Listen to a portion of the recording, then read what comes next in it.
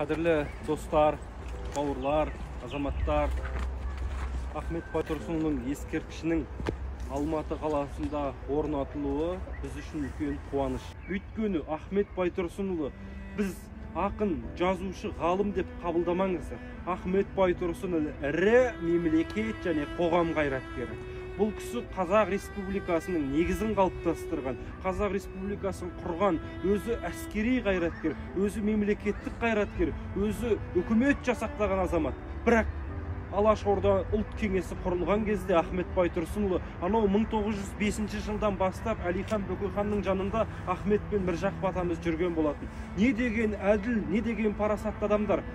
Қазақ қоғамы арғындар мемлекет құрыпты, арғындар партия құрыпты деген бір шу шығарған кезде Міржақып айтты: егер арғын деп тұрғаныңыз Ахмет пен Міржақып болатын болсақ, біз онда бұл партияға кірмей-ақ та қойдық, үкіметке де кірмедік, біз депутат та болмайық, біз министр де болмай-ақ қояйық, біз сол атқа мінер министрдің, депутаттың ат қосшысы болып, атына жем салып тұрсақ, ұлтқа қызмет етеміз деді. Міне, амбиция жоқ ешқандай. Ұлтқа қызмет ету деген махаббат бар. Бізге осындай тұлға идеал, осындай тұлғалар бізге кумир болу керек. Біз қазір тұлғаларды өзімізге идеал болатын, өзімізге мотивация беретін тұлғаларды алыстан іздейміз, адасамыз.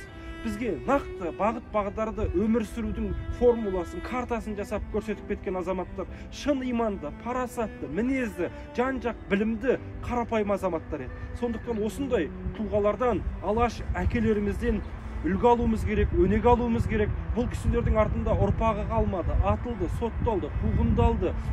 Бірақ біз барлығымыз ұрпағымыз. Жер бетінде қазақ халқы барда, қазақ ұлты барда, бұл кісілердің аты ешқашан өшпейді, жүрегімізден кетпейді. Сондықтан Алматыға келген әрбір қонағымызды осы жерге алып келейік, осы ескерткішті көрсетейік, мына музей үйін көрсетейік, өз тарихымызды өзіміз насихаттап, ұлтқа қызмет қылайық. Осыған келісесіздер ме?